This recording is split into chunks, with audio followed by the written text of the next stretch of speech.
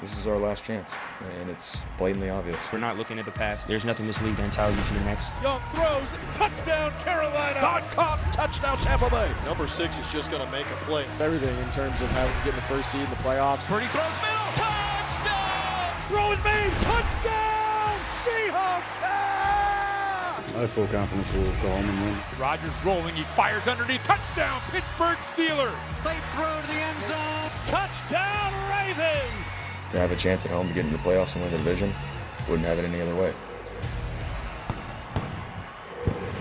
What is up? Welcome to the weekend. Welcome to NFL Live. We're going to lose a couple characters in the NFL season finale. Here today, Mina Kimes, Marcus Spears, Ryan Clark. I'm Phil Murphy. It's Week 18, and the finale of the finale, game 272 of 272. Ravens-Steelers. Winner gets the AFC North and a wildcard home game. Loser immediately starts an offseason with a fair bit of self-examination. Since divisional realignment created the AFC North 2002, this is just the second win and in for this division in which the loser goes home. Baltimore still has a chance because they won at Lambeau without Lamar Jackson. He sat last Saturday with a back contusion. For the first time in 2 months, Jackson had a full week of practice this week. He will start in Pittsburgh. Here's the two-time MVP yesterday. Yeah, 100%. Yeah, man. I'm gonna be out there. You get a full weekend of practice. Feel great to be out there with my guys as always. Feel great. I never quit on my team before, so I never quit anything, to be honest with y'all. So I don't know where that noise came from, but like I already know my brother he gonna pull it off if I can't get it done, And we've got something new on NFL Live on this Friday. Former Defensive Player of the Year, T.J. Watt, said, quote, "I feel really good. Not sure that I could have said that a week ago. I'm excited to play." Watt missed the last 3 games due to a partially collapsed lung suffered during a dry needling treatment on December 10th. Pittsburgh 3-11 in games that Watt has missed since he was drafted by the Steelers. So, Marcus, Lamar's back. Watt's back.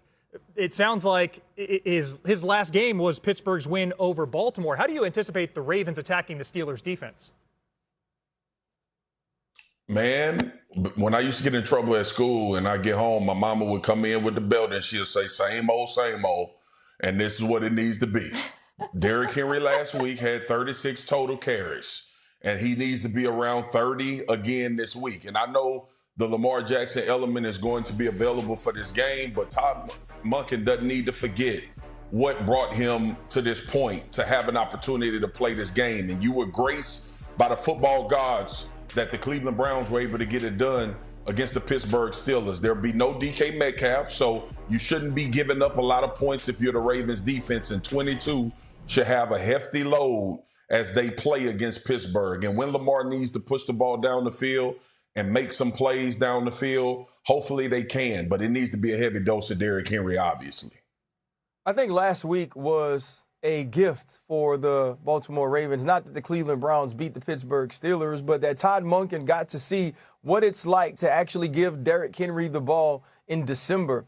The week before, where he didn't play late in the fourth quarter, he was obviously missing. There was a level of physicality missing from this offense. And to see Derrick Henry carry the ball in the way that he did, but finish, should let Todd Monken know against a Pittsburgh Steelers defense who we saw the Buffalo Bills dominate, but have been better against the run, that's the way to start this game in big personnel in 12 and 21, utilizing Patrick Ricard, where you can change the numbers and also change the formations with him, and then allow Lamar Jackson to play off of that. I am looking to see what Lamar looks like running the football, though, because if you go back to the Green Bay Packer game, there were some called runs for Tyler Huntley, and specifically some called quarterback draws where Tyler Huntley was able to pick up huge first downs with his legs. And I felt like his legs played such a big part in this game, in this offense, being able to move the football. And if Lamar Jackson is willing to run, willing to push it, willing to get into the open field and be the most dynamic runner we've ever seen from the quarterback position again,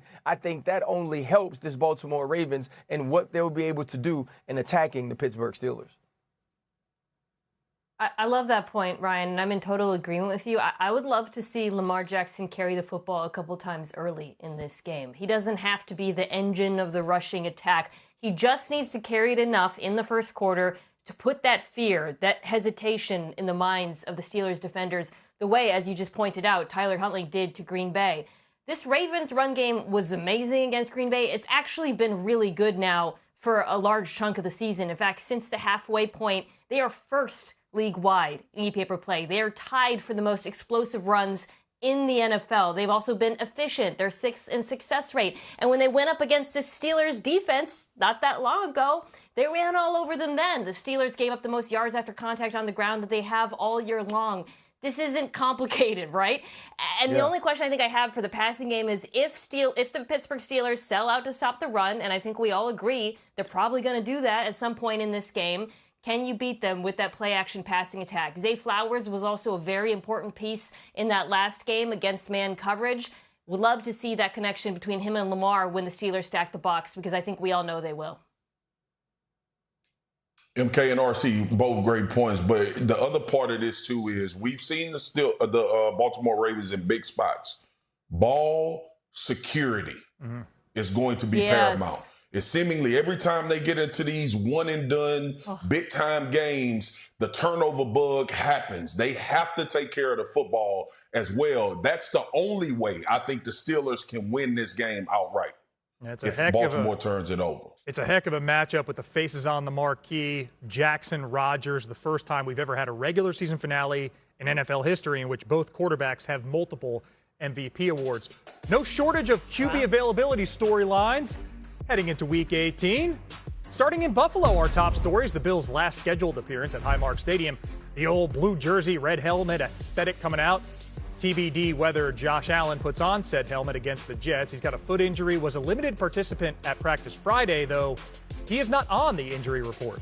Packers quarterback Jordan Love has cleared concussion protocol but will not start for Green Bay Sunday in Minnesota. Clayton Tune gets the nod instead with the Packers locked into the 7 seed. Matt LaFleur said Love won't be alone among starters to rest but did not provide other names that are going to be sitting out. The Chargers risk falling to the AFC 7 seed with a road loss Sunday to the Broncos. Jim Harbaugh said Monday Herbert will not play as LA tries to prevent Denver from clinching the Conference 1 seed.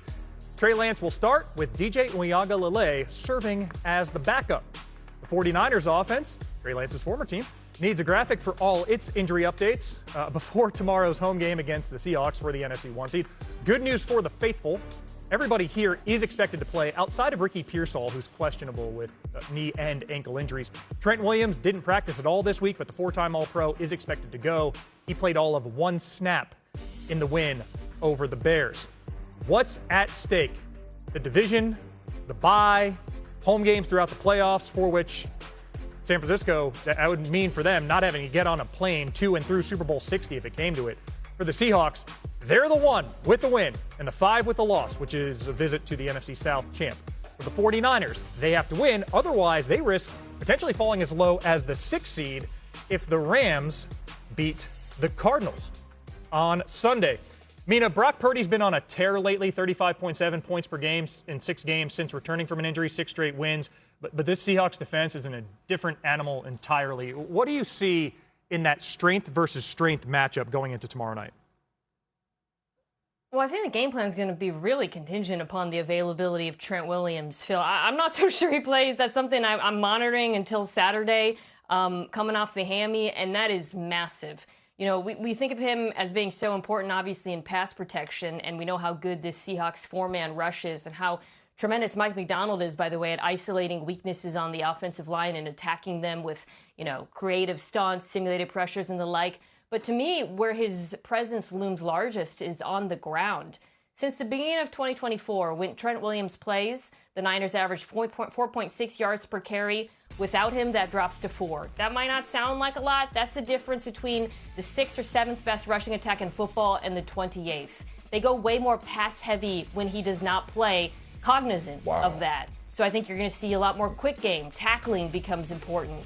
And to me, you know, going against the Seahawks defense that we know loves to play with light bodies against heavy ones, if they can't run the ball well, I think that's a problem because you don't want Brock constantly in drop-back situations.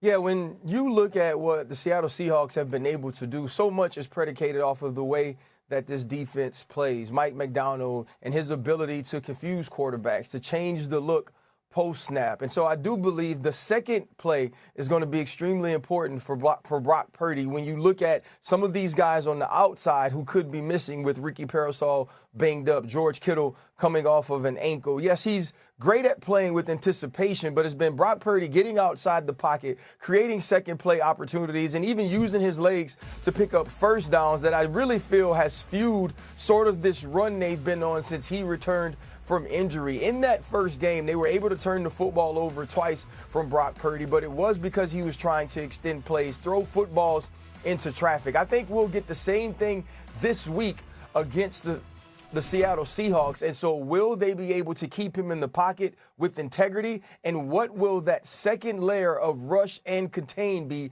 for the Seattle Seahawks? If I'm Mike McDonald, that's something I'm focused on the entire week of preparation. Yeah, RC, the focal point for me would be this D-line and to you, how much of a string are they on? Brock Purdy now is a dual-threat quarterback, and I think we need to acknowledge that with what he's been able to do these last 2 weeks, going back to the Indianapolis game. Not only is he a dual-threat quarterback, but using his legs to actually run the football as well. It's going to be paramount for this defensive line to understand rush lanes, rush integrity, and when he does want to extend those plays, always have some pressure in front of him. I actually want him to play from the pocket, and we've applauded Brock Purdy so much for his anticipation, his ball distribution, but now it's about keeping him in the pocket and getting hands up as well. Remember, this is not a tall quarterback. Some of those downs are very critical with these defensive linemen. Leonard Williams is, I believe, 6'4", 6'5". You think about DeMarcus Lawrence, the length of these guys as well. So I think it's going to be vitally important for this defensive line to understand their rush plan and execute it to a very high level. But also when Brock Purdy is playing from inside the pocket, the interior push and the ability to get your hands up and maybe affect some of these throws that he loves to throw, especially in the middle of the field. That'll be a focal point for me while this game is going on. And Swagoo, he has been a metronome of consistency this season, only held below a 60 QBR twice. Lone loss metronome? As it started at Jacksonville Week 4, and that ISR of Monday Nighter of a win at Carolina. What is that? I knew it. I was going to ask too. It's predictable. It's consistent. Like when you play the piano. See, knows. I'm no musician. I just know it means you got a high floor. And San Francisco is going to love that because the quarterback on the other side hasn't always been a high floor. We're going to be getting to that conversation later in this huge one for the NFC 1 seed. This is not an indictment on LSU, by the way, before y'all start. Okay? Me and RC are very smart. That ain't what Lane Kiffin ain't come there to make us all get straight A's. That ain't why he there. Hey, man, transfer portal's open today. That's a different show. We're just getting started here on NFL Live. The aforementioned Panthers and the Bucs duke it out with the NFC South and a playoff spot on the line. Find out which QB Marcus says will decide this game. Plus, help could be on the way for the Packers defense. Trevon Diggs be the difference that Green Bay needs. RC says it all depends on which Diggs shows up. He explains next. Till kickoff. Time now to read and react, starting in Green Bay, where the Pack claimed corner Trevon Diggs after he was released this week by the Cowboys. Diggs was asked what he can add to Titletown. What level of player do you think you are right now at this point in your career? I still feel like I'm the best. I think I just be myself, be who I know I am, go out there and perform, and everything will take care of itself. I'm not chasing accolades, I'm not chasing anything. I'm chasing, being a better me, being better every day, helping this team win. RC, how much will Diggs add to the Packers in the postseason? It depends on who Trevon Diggs can be now. At one point in the league, he was the best ball-hawking corner in all of football. That has changed. There's been some injuries. And when you look at his play under Matt Eberflus in Dallas, it left a lot to be desired. If they can get in some zone formations or some zone coverages, allow him to see the quarterback and break on the football, he could still make plays. But you don't want him on the back end with a ton of time one-on-one right now in the state he's in. Hey, speaking of Matt Eberflus, the defensive coordinator for Diggs' former team was asked how much the Micah Parsons trade changed that Dallas defense. I don't know if it changed that much. Obviously you have an all-pro pass rusher that wins really quick. That's certainly going to help any defense. If it's Micah or if it's Miles or whoever that might be, that impact player is always going to help. To a certain degree, in pass downs and other downs, but. Again, you can't look back, right? It is what it is, and then you just focus on where you are. Well, Parsons had a good laugh reading the comments from Eberflus and added, quote, "Y'all want me to feel bad? Jerry Jones slandered my name to Cowboys media and national media for months, so I do think I can react to comment if I want to. Hashtag respectfully." Marcus, you spent a long time in that Dallas huddle. What do you make of all that? Yeah, not as much as what Micah Parsons says. It's what Green Bay defense looks like without it. That's the type of impact. Eberflus know he not telling the truth. It would have made a huge difference to have Micah Parsons this season, especially in some games. This game in particular, when they played the Green Bay Packers with opportunities on third down. We know Micah Parsons' impact. This Dallas relationship is something that we're going to talk about for a while because very few times players get traded in their prime when they're on the ascent. And so we'll have these conversations, but ultimately I think both parties are where they are right now because of decisions that they made. And obviously Micah is hurt, but before he was injured, he was almost making his way to an all-pro type season. It'll be interesting to see what Dallas does going forward. I think Micah Parsons is going to be fine in Green Bay. Well, the runaway favorite for Defensive Player of the Year this season resides in Cleveland. Myles Garrett needs 1 sack to break the single-season record. He takes aim against the Bengals, and Joe Burrow, who spoke this week about facing Garrett. I'm not going to go out of my way to not let him get the record, and I'm not going to go out of my way to let him get the record either. I'm going to go and play football. There's going to be situations that a sack is the best of the bad outcomes of that play, and maybe I take one. And there's going to be other situations that I'm about to get sacked, and I need to throw it away in that situation. It's such a situational game that I don't think you can go in thinking one way or the other. Every play is so different. Mina, against that saloon door O-line in Cincy, does Garrett break the record Sunday? I think he does, because Cleveland's going to do everything in their power to give him the opportunity. I think we'll see him lined up all over the place. Wouldn't surprise if we see him on the interior, as they sometimes do. And Joe Burrow, though he does have a quick time to throw generally, he is a competitor. He is in it to make plays. If they're losing, he's going to be trying to get the ball downfield, which would give Myles Garrett time to get to him.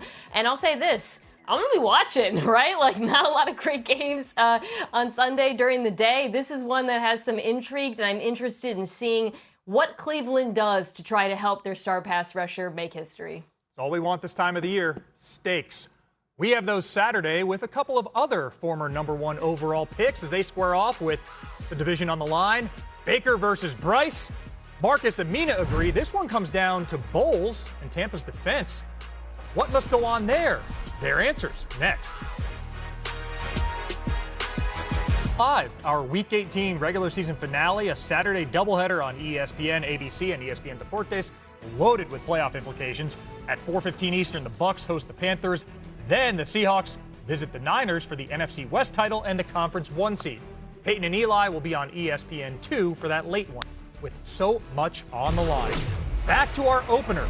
Tampa needs to win and get some help Sunday from New Orleans. Todd Bowles' defense will lack some contributors Saturday at Raymond James. Corner Jamel Dean and outside linebacker Anthony Nelson are both out. The tackle, Kalijah Kancey, is, quote, in play to return after suffering a torn pectoral way back in Week 2. NFC South could be won Saturday if it's Carolina who does the winning or tying. It would be the Panthers' first division title since their run to the Super Bowl in Santa Clara. We're looking at the 2-seed scenarios there. That's all Chicago and Philly. In the South, it's pretty simple. Division title wins unless it's Tampa. Then they got to wait and hope that the Falcons lose to or tie the Saints. A 3-way tie if everybody's 8-9. 8-9 would go to Carolina. Panthers coach Dave Canales spoke about his team's mindset today. You know, my general feel for the group is there's a real focus. There's an excitement and for where we are. There's an excitement for this opportunity. And then there's also this focus for what's in front of us in this moment. And the greatest thing we can do is treat it like every other game. It's a championship opportunity. Let's go right back to that approach. We don't need to do anything special. We just got to make our plays when they come to us. Mina, Marcus, RC back with us. Ryan, it'll be 13 days between these teams playing in Charlotte, which the Panthers won by 3, and a higher stakes rematch tomorrow in Tampa. What decides Saturday's game?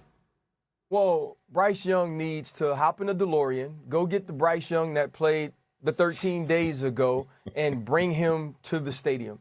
because that's the Bryce Young they'll need. If someone was to tell you, hey, I got this guy that can throw for 450 yards in the NFL game, I also have this guy that can throw for 50 yards in an NFL game, you never think that they are the same people, but that is who Bryce Young has been this year. But he was his best self against the Tampa Bay Buccaneers. His ability to diagnose the blitz pre-play, find the right target, and distribute the ball accurately and efficiently and on time was at its best against Todd Bowles and his Tampa Bay Buccaneers defense a couple of weeks ago. He'll need to do the exact same thing and be big on third down, because in the games that he is, like the Tampa Bay Buccaneers, the Los Angeles Rams, he plays at an extremely high level, and the Carolina Panthers normally win.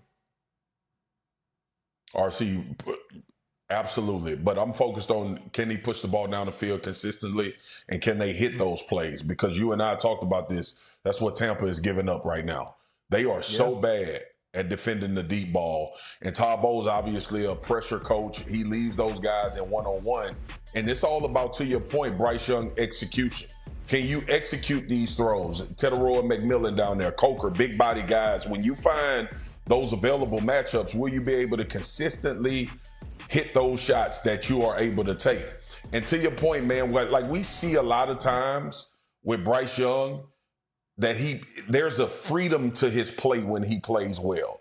And then when he doesn't play well, he looks stuck. He looks like he's not anticipating anything. He looks like he doesn't understand what the picture is in front of him. So hopefully they get that version of Bryce Young, the one that plays free, knows where he's going with the football, and push it downfield so they can hit some of these explosives, because Tampa seems allergic to stopping them right now. Yeah, we started this show by talking about the Ravens, and we were all in agreement the run game has to be the focus. Now we're talking about the Panthers, and once again, there's a reason why we're all in agreement, and we're talking about Bryce Young. This Bucs run defense is much better than the Bucs pass defense. Jamel Dean, who is not playing in this game, is their best cornerback. Todd Bowles blitzes a lot. We all know this. And the last time these teams went up, Bryce hit two big throws against the blitz. One was the go ball to McMillan versus Dean, who was pressing him, and the other was a go ball to Jalen Coker against Benjamin Morrison. He's going to have to hit those again. The opportunities will be there. We've seen this Bucs pass defense give up big play after big play. We know that they're not consistently getting pressure without blitzing. So a lot of this is on Bryce Young's shoulders as a passer. And if he can play the way he did the last time these teams played, they should win this game. We were talking metronomes earlier. It is not a high floor for this Panthers offense. Only the Raiders and Jets have more games scoring 10 points or fewer than Carolina. But looking at our picks, all very similar scores here. Marcus is the only one on the Bucs. Swagoo, why the faith that Tampa can turn it around? They've lost 7 of 8. Because of what we just talked about. RC told you about Bryce Young.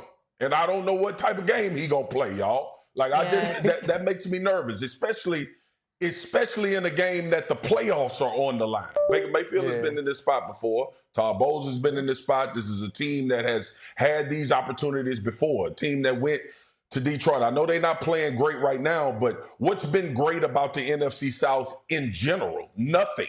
So anybody could win this game. I'm going with Tampa because of the experience, and I don't know what version of Bryce Young we're going to get. Be real, bro. This is what's going to happen. Tampa Bay is going to win. Atlanta's going to win. And by that, the Carolina Panthers are going to get into the playoffs, and we're going to be like, this is the most NFC South thing that's ever happened. Perfect ending. Absolutely. Last time the Panthers won the division, they did go to the Super Bowl, which is in Santa Clara, which is where it is this year. Cam Newton's MVP here. Hey, let's get back to that Saints-Falcons game. Quarterback. Yeah, a little different. Tampa win would mean curb celebration. They would have to dig some black and gold out of the closet. They need to cheer on the Saints to beat the Falcons for Tampa to win the division. Locks and keys for this Saints-Falcons game. We give you a guarantee, a lock, and then something that'll play a role in the outcome, a key. RC, give us the lock in Atlanta. My lock is that Bijan Robinson will have 20 touches. If you were in that stadium on Monday night, it was absolutely electric. And every time he touched the football, you felt like he could take it all the way to the house. Bijan Robinson is special, and the Atlanta Falcons are better when he has the football in his hands. Kirk Cousins has struggled at times since returning to the starting position, but this guy has not. They are their best when the ball is in his hand, and I expect it to be there a ton against the New Orleans Saints. Mina, Saints-Falcons, give us a key. Let's see how Tyler Shuck, the rookie quarterback for the Saints, performs under pressure. We talked about Ryan, you talked about the Falcons being electric with Bijan. How about that pass rush, though, getting after Matthew Stafford? And Shuck's been good against the blitz. He's been decent under pressure. He does take a fair amount of sacks. But no Chris Olave does give me some pause here because that is not only his best outlet, but it's been his answer throwing deep, which he's been very good at. Huge opportunity here, though, for Shuck, who has really made a case for himself for next year. As the starter of the New Orleans Saints, he's been playing really good ball. So, Marcus, if the Bucs win tomorrow, they're going to be watching this with all sorts of vested interest. Who do you pick here, Falcons Saints?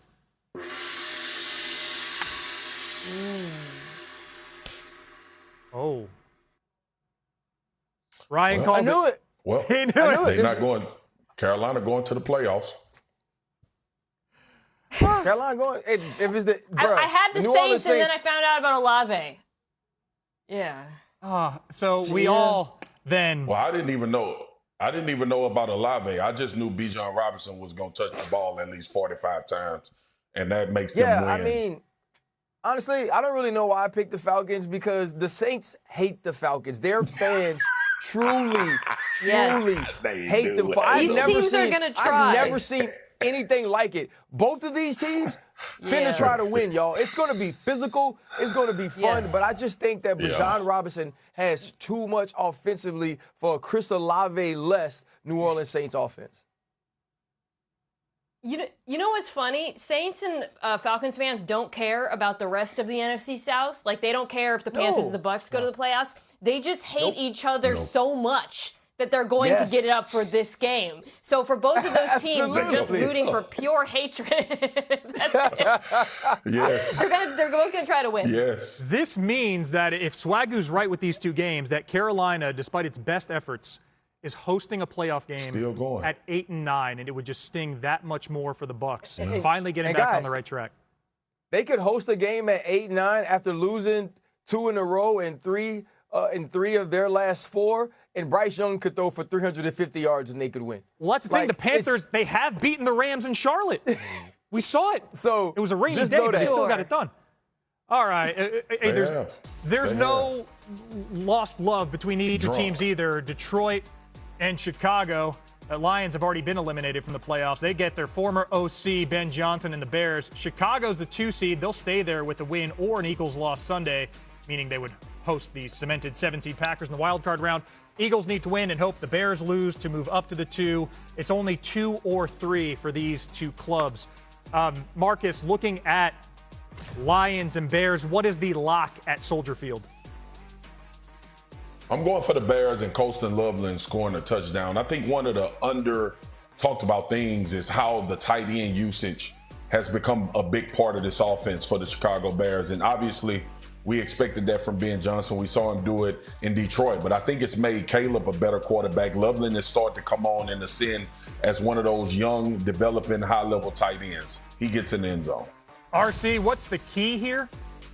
The other thing about Colston Loveland is there's a group of women that just go to football games to see him. They don't even like football. But I want to see if the Chicago Bears can stop the run. Christian McCaffrey, who's had trouble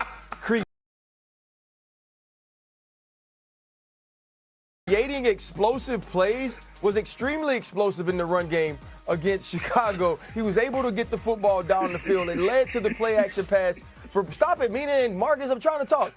It led to the play-action pass. Forget it. It's fine. You did it. No, RC, tell us about the play-action pass. You did it. We got the breakdown, though. You did it, though. We got the breakdown, but you did it. Bro, the point was, if they can make Jared Goff one-dimensional, a team that lives on turnovers can have a possibility of getting turnovers on Jared Goff. But if that run game gets going of Detroit, they're in trouble defensively. I just don't see them stopping them. And you don't want to walk into the playoffs like that. And I saw the Colston Loveland thing on social media. Like, they like wave and they be like, hey, we don't even like football, but we like Colston. And he's saying, Mario, you should, you know, the hate song, you should let me love you. You know why? Now you want to know why? Because a clip of him at the Bears rookie talent show singing Mario went viral during the summer. Yeah. That's pure. That's exactly it. That's why. Only on NFL Live. Y'all around here waiting for Deep Jeremy dives. Fowler to report. I'm the reporter. Yeah, RC, and you nailed the wave they give, too. Hey, you're welcome, everybody. I spared us the gong. I'm the only one on the Lions in this game. Thank you, What to Phil. watch for, by the way. Okay. 106 years of Bears professional football, never had a 4,000-yard passer. They hear it all the time. They won't hear it anymore if Caleb Williams gets to 270 on Sunday. Imagine Ben Johnson's not unaware.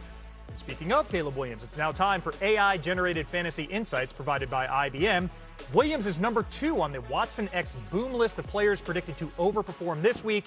IBM projects a high of 20.4 fantasy points for Williams, facing the Lions with the NFC 2 seed on the line if Chicago wins. Still to come, we go from the NFC North to the AFC North, a winner-take-division game to close out the year. Mina says, forget Aaron Rodgers. Pittsburgh's biggest problem is somebody who isn't even playing. She'll explain next. DK Metcalf until the playoffs, and that's if Pittsburgh even qualifies. Metcalf will serve the second of a 2-game suspension for violating league policy in this altercation with a fan Week 16 in Detroit. Pittsburgh lost the first game of that suspension last week in Cleveland. Steelers in that missed an opportunity to clinch the division, and they felt DK's absence when he's not on the field for any reason. Rest, suspension, any of it.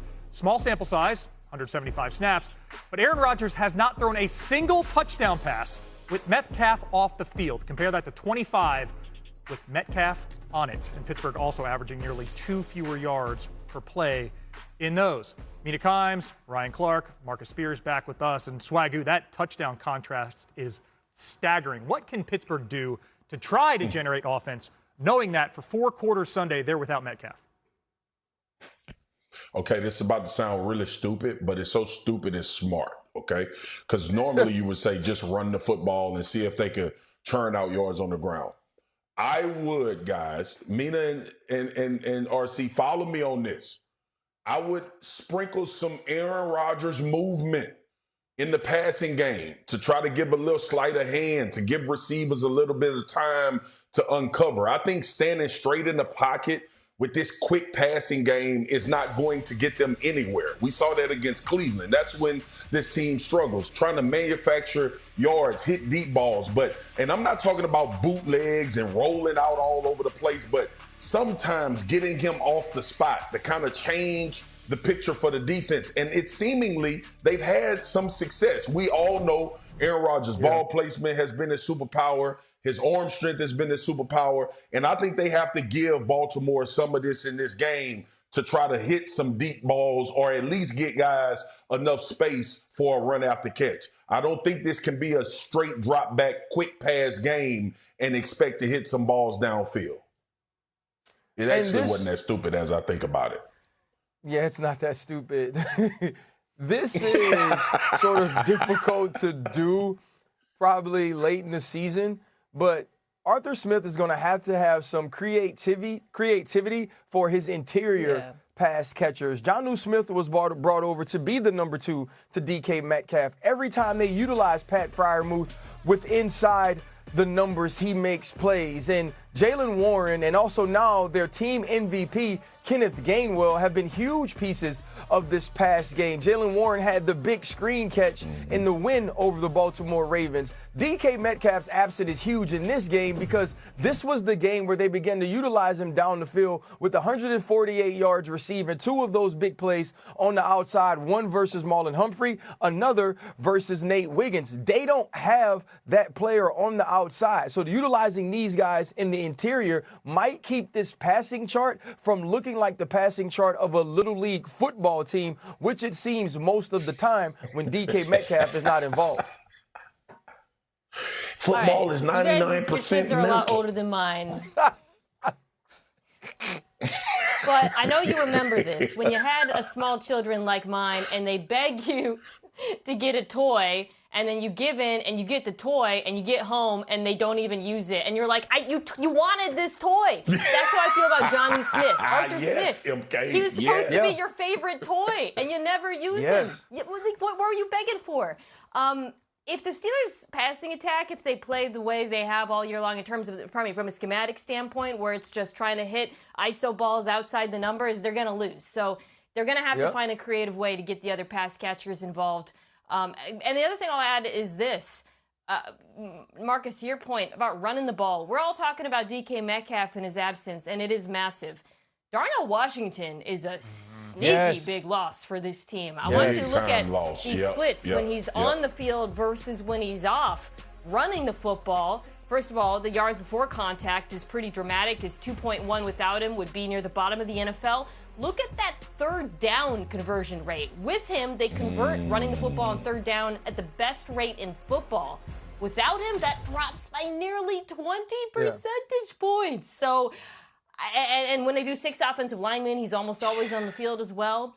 I wouldn't be surprised if the run game is a little bit more challenged than its look because Washington's absence, he's basically like a 6 offensive lineman out there, looms large. No doubt.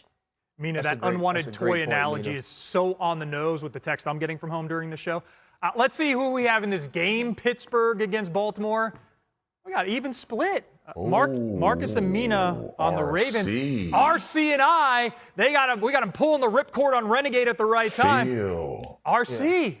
You really think that, Ryan? I'll let you. I got your back. Why does Pittsburgh get it done? Hey, Phil, I don't want you to have my back. I don't believe this, but I just, in case they could win and they show the graphic, I don't want to be on the other side of the graphic. I knew it. I don't believe this right here. This ain't the truth. It's too much at stake. See, I made this decision with my heart, for you not my head. Hell, when I do it analytically, I get it wrong. So I might as well just be wrong for the right reasons right now. Oh, yeah. You will take credit if they win, though, RC. I 100% will. I got 19. I supported you. I put my integrity on the line with this. Hell yeah, I'm going to be gloated if I win. And if they lose, I'm going to say I just was supporting my team. I got a Chris Boswell revenge game. Remember, he missed that kick early in the fourth quarter against Cleveland. That was the difference between 10-9 and 10-6. They had to go to the end zone late. I got 4 field goals for Boswell. Okay, by hook or by crook, they get it done. Coming up, the NFL's top seed in the NFC. The NFC's top seed is at stake tomorrow. Seattle visiting San Fran. Believe it or not, RC, Market, Peyton and Eli are going to be watching that seismic showdown for the NFC's 1 seed. Seahawks at 49ers. Sam Darnold's season started out very strong. Strong, quite strong. Yards per attempt, the highest through 9 games since Kurt Warner 2000 and the greatest show on turf. And though the defense has been there to help a lot lately, Darnold's production has dipped. 8 touchdowns, 8 picks over the last 7 games. A lot of those coming against the Rams.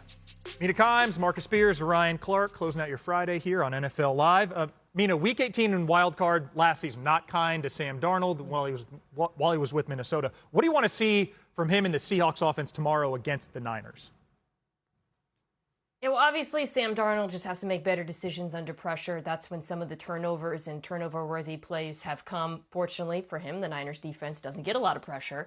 But I would argue that Clint Kubiak, the Seahawks offensive coordinator, is almost equally important here. A couple things that I've noticed during this stretch of bad performance. Defenses are blitzing the heck out of the Seahawks when they run under center play action. 50% blitz rate when Sam Darnold turns his back to the defense. So often there's a rusher in his face. They need to be better prepared for that than they've been over the last 2 weeks and not just consistently expect him to turn around and hit some of those explosives the way he has with room. And then I would say running the football is something you can do on San Francisco. They're one of the worst defenses in the NFL in terms of efficiency against the run, whether they go light bodies or heavy bodies. And as bad as the Seahawks passing attack has been, and it has been bad, the run game has gotten better over the last few weeks, Ryan. So I'd like to see that continue. No, I love that point, Mina, and that was exactly where I was going to go. So much of the focus has been on whether or not Sam Darnold can prove he can win the big game. And my thought is, if I'm Clint Kubiak, let's not put it all on his shoulders. 2 weeks ago against the Los Angeles Rams, we saw Kenneth Walker III. He exploded onto the scene. He had some big plays, averaging over 9 yards per carry. And then last week, Zach Charbonnet rushed for 111 yards against the Carolina Panthers. And if you want to maybe take some steam off of that rush on those play-action pass, consistently call the run. Become a physical team up front, especially against a San Francisco 49ers team that has struggled to stop the run. I know it gets enticing because on the back end, they aren't great, but you have to be consistent with sticking with the run to take some of the pressure off of Sam Darnold. Yeah, we're in agreement here, y'all. This ball security for Sam Darnold, especially in these spots. And then the other part is I would love to see him be a little bit more athletic when it's not there. Go get 4 or 5 yards. That's what the quarterback on the other team that you're facing has been doing. I think it plays to when Sam Darnold actually gets in rhythm and plays with confidence is when he's making plays and utilizing his athleticism at times to be creative, and not only be creative, but just make something out of nothing as opposed to throwing the football in harm's way. So I'll see how much he protects the football in that regard. Not throwing the football or not taking away his aggressiveness when those opportunities come. But when the picture is muddy and cloudy, go make plays with your legs, because that is what's changing the picture for a lot of these defenses as we get closer and closer to the playoffs. First time ever we've had a regular season finale in which both teams come in on win streaks of 6 or more games. Good job, Phil. And I spared us the gong again. Yeah, thanks, I'm on Phil. an island This with one the we They all have the appreciate. Seahawks. Hey, Phil, enjoy you the all right, weekend. man. Way to be a Come helper. join us again on Friday.